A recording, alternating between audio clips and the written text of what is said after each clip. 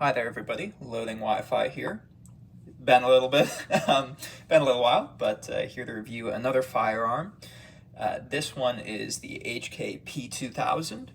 This one specifically is the P2000 V2 in 40 Smith & Wesson. So I feel fairly comfortable reviewing this firearm because it is my daily carry gun. It is what I have carried since late January, early February, so 8-9 months, and it's something that I go to the range with frequently. Pretty much every range trip I'll bring at least one mag for this. Even if I'm going there to shoot something else, I still want to shoot my carry gun just to stay proficient with it, but usually it's a lot more than one mag. Usually this is kind of the go-to pistol when I am at the range, unless I'm just plinking with something else, and I have probably 2,500 rounds through it, so I should probably replace the recoil spring maybe at some point, but through those 2,500 roughly 1,000 rounds, it has been dead solid reliable. I have not had a single malfunction, which is very impressive to me because even other notoriously reliable guns that I've shot a lot, like the Glock 19, I have had very infrequent malfunctions, probably limp wristing or something rather than an actual malfunction with the gun. Maybe mag related, I don't know. But either way, I've had nothing go wrong with this when I was shooting it, so I feel comfortable reviewing it. So first of all, I mentioned the V2. So there's a number of versions of this. V1 is light lem. V2 is medium lem, that's what this is again. And V3 is double action, single action, so it's referring to the trigger. As I said, this one is in 40. It also comes in 9mm, and something that people don't really use, but is very cool, 357 SIG. So if you're a 357 SIG head, hey, maybe this one's for you. So I mentioned lem trigger a few times, but what the heck is a lem trigger? What is it? Well, it's a little weird because it is like a light double action only. That is what it is kind of like to use, but it's not actually that. So let me show you here. Grab the gun, and I have cleared it beforehand. This magazine is empty. So if I load a mag in here, and sorry for the focus, but rack it, put a round in there. I have this light, fairly light trigger pull, but it is double action. You can see the hammer is coming down. And it feels like a very light double action, so now I pull the trigger. New round is chambered, and pull the trigger. But if for some reason the slide doesn't, maybe there's bad primer or something that doesn't go off, or the slide doesn't rack for some reason, I have this extra heavy pull. It's still double action, but it's a lot heavier. You'll never be using this practically unless you need double strike capability for some reason if a round doesn't go off, because, if I put a round in, it'll rack the slide, it'll chamber it, and there's no way to decock it. So this trigger pull is what you get all of the time unless there's some sort of misfire or you're purposely just kind of fucking around with it to pull the trigger, I guess. Then you'll obviously get the heavy trigger. So why would I do that? Because why would I not go with a striker gun? I want the consistency. Well, striker guns have that, right? I mentioned the Glock 19 earlier. There's tons of others. I carry appendix, and I get a little nervous. I get a little nervous when I carry striker guns appendix. Really anything appendix, but specifically striker guns because, and I know with proper gun safety this won't be an issue, but the thing I get nervous about is if I'm reholstering and, maybe a piece of clothing snags on the trigger, it's a bad day. It's a bad day if you're carrying anyway, but especially if you're carrying appendix. So with a hammer gun, I can put my hand on the hammer and the trigger won't pull. So whenever I'm holstering this gun, I have my hand on the hammer, and so if there is somehow a snag, I will A, feel that it's happening because the hammer will push into my hand, and B, the trigger won't be able to pull. So I can, have that extra little bit of safety. Whereas with a striker gun, it would just go off. I also, I could carry a double action, single action as well for a hammer gun, but I like that consistency, so I'm not going to do that. So for me, the LEM trigger is perfect for the way that I want to carry appendix. There are other HK guns with the LEM trigger. You can get it in the USP, and you can also get it in the P30. I would not carry the USP over this because the USP is, I would carry the compact size of the USP, and it's a little bit bulkier than this. This is a slightly slimmed down version of the USP, essentially. It's like a update to the USP, a little bit slim. And then there's the P30, where there's the P30 subcompact, the SK, but I would rather carry a compact than a subcompact, and there is no compact P30. It's the full size and the SK. So I wanted the LEM trigger, and that led me then to this specific gun after looking at the other firearms that the LEM trigger was in. So, if you share those similar concerns with me, I'd suggest looking at the LEM trigger guns for carry potentially. I think SIG has their own light double action gun as well. Trigger, I've never used it. I've only used this though. So what's it like to actually shoot a LEM? I've showed you the trigger pull, but like get to the range, you're shooting it. What's it like? It's weird. It's weird. I didn't start carrying this gun until a couple months after I bought it. And the reason was I was used to mostly striker fired guns, to some degree double action, single actions. The light double action trigger on this gun, for me, breaks a lot later than I would expect, or at least that's how it was at first. So I was pulling rounds and they were just flying, fly like a flyer every mag. It wasn't to my standard, I thought, or to a standard that I would want to carry with, compared to other guns that I actually could shoot better. And so I practiced for a couple months, and with practice, you can shoot this well. And it's actually, I find, very fun to shoot now that I'm somewhat good with it, now that I've practiced with it. So it's kind of fun. It's enjoyable, but I wouldn't, if you mostly have experience with double action, single actions, and or striker fireds, and nothing with this light double action type stuff, I would really practice a lot before you do start carrying this. Unless maybe you're just a whiz right out the box, who knows, but I certainly wasn't. So I would like to kind of segue that into the general shooting experience with this gun. It has a fairly small grip, and I have the medium back strap. You can get different sizes. I have the medium on, and the grip itself is fairly small.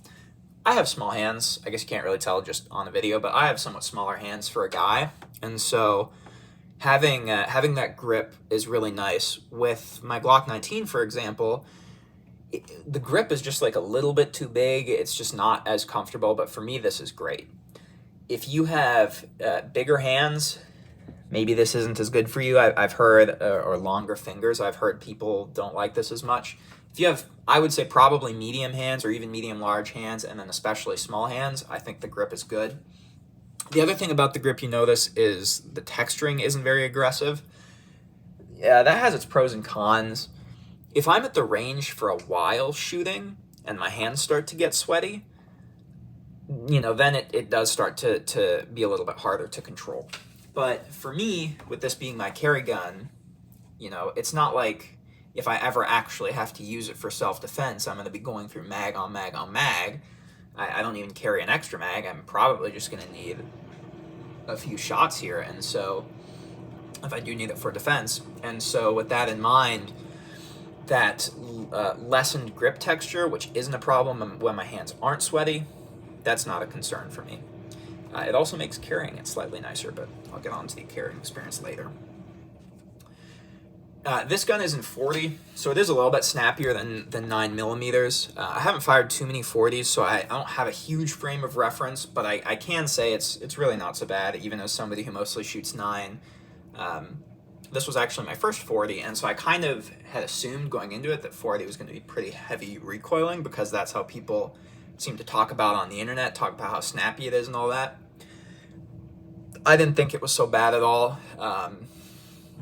It's pleasant. If I go through a lot of rounds, my hands might get sore eventually, and my wrist, but it's pretty pleasant.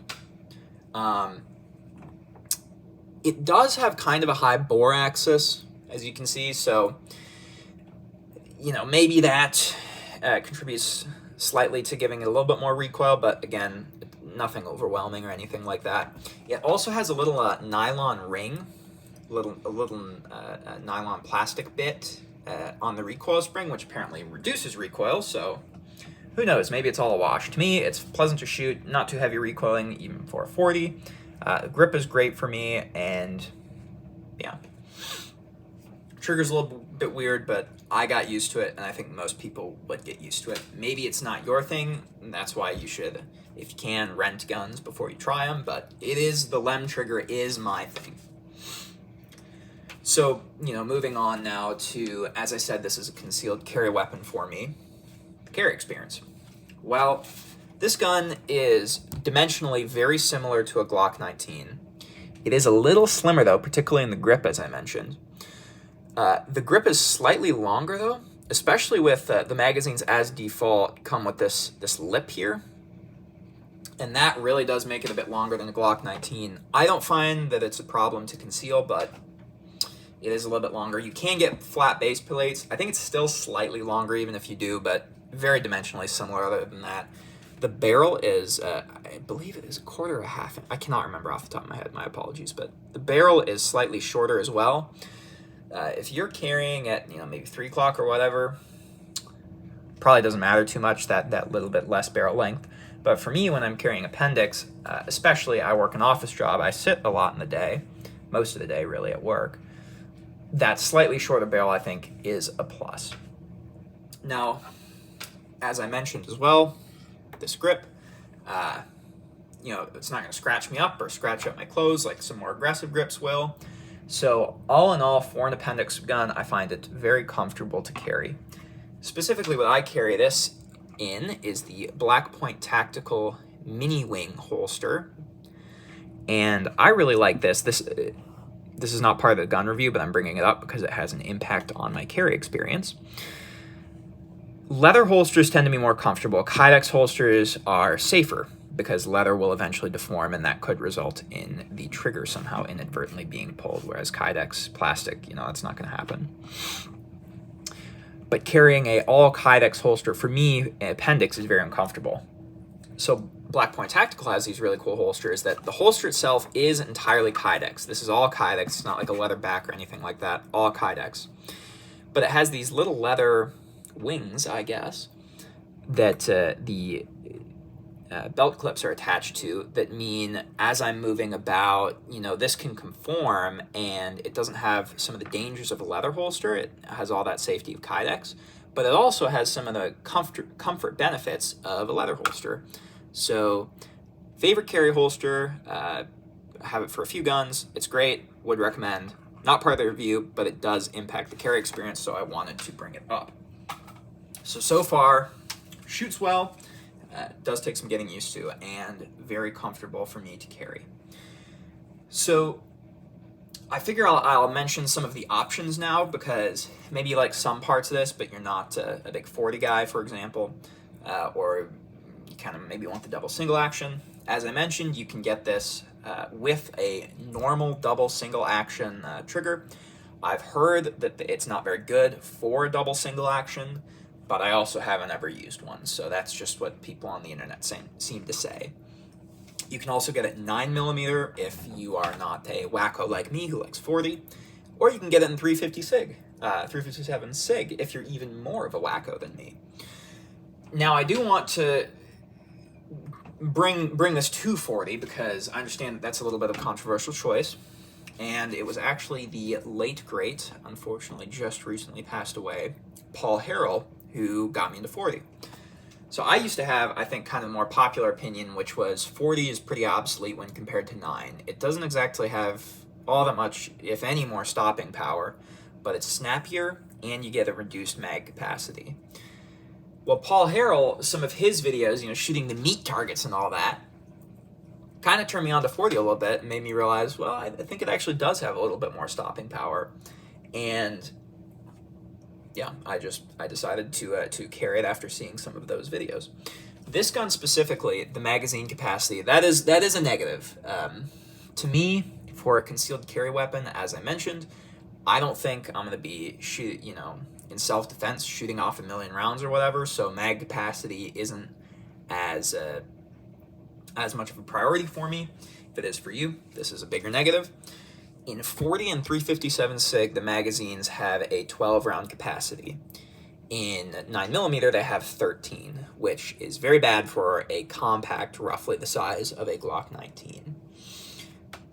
Again, I don't think it matters too much. If it does for you, maybe look somewhere else. But for 40, I was in a pistol self-defense class, and this is kind of why I don't care as much about mag capacity now.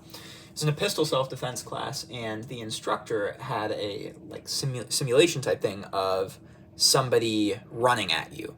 So if there is somebody attacking you, running at you, how many rounds can you put down range to stop the threat before they reach you? And the answer is usually not a whole mag. So to me, that, again, not that big of a deal. So let's talk about build quality for a minute. This is an HK gun. This is also specifically a hammer HK gun, so build quality tends to be something that people like jump up and talk about. As I mentioned, I've had 0 failures in a lot of rounds. However, I have had a breakage. Not really probably a big deal, but it was something. So it had to do with the sights. Now, if you can kind of see this here, these all look slightly different when they should be all white dots. This does not. This is all black. This is a slightly different color white than this one. Well, the reason is these little white inserts, this originally had a white in all of them. On this and this popped out while I was shooting. Not great, not super awesome. This one I painted back in, which is why it is white, but a slightly different color. This I left black because I'm fine with a blacked out front. This is that original thing that popped out on these other two. And that's not super fun, but at the end of the day, I don't think it's the biggest deal in the world. Nothing on the inside of the gun really has failed. Nothing that would prevent me from using it in a self-defense situation if I needed to, which is, to me where that would be really important. It feels good. It feels high quality. Surprisingly heavy. Feels heavy. For a gun with a plastic frame. I don't think it's so heavy that it makes that carry experience poor, but it does, feel good in the hand and all that. So overall, who is this gun for, or why should you buy this gun? Well, if you're somebody like me who really needs that hammer, but also really likes striker guns for appendix carry, for concealed carry, I think this is a great option for you. I think there are other, there are those other LEM guns to look at. First of all, maybe you're okay with carrying a bigger gun, so you might want to look at the P30. Maybe you just really like the USP. Well, hey, there's a USP in LEM. Maybe you want to look at SIG's light double action gun. I haven't, again, used it, so I can't give any sort of opinion on it, but maybe you want to check that one out. But this is a very good option for that. If you don't care about mag capacity as much, again, that's probably the biggest flaw in this, is the low mag capacity. If you don't care about that as much, I think this is a great gun. It doesn't have front slide serrations, which I didn't mention. To me, that's really not a big deal either way. I do kind of like to press check, but it's not like that would actually be relevant for its use as a self-defense gun, probably. If you want a more aggressive grip texture, maybe look somewhere else. If you like the lighter grip texture, that you think that comfort carrying comfortably is important, then maybe stick here. But I think for me it is a great gun for that task of concealed carry. It almost feels like it was made for me because it fits all my requirements, and all the downsides really aren't big deals to me. So overall, great gun. would recommend if that's something that interests you. Thank you all for your time. I will try to upload more, but no promises. Maybe you see me again next week, maybe next year. But I have used other guns. I have been shooting. I have been training. I have other guns that I feel like I could review. I just haven't really gotten around to it. So thanks for all your time. Make sure to like and subscribe if you enjoyed. And have a lovely morning, afternoon, or evening, whatever time of the day it is. Bye.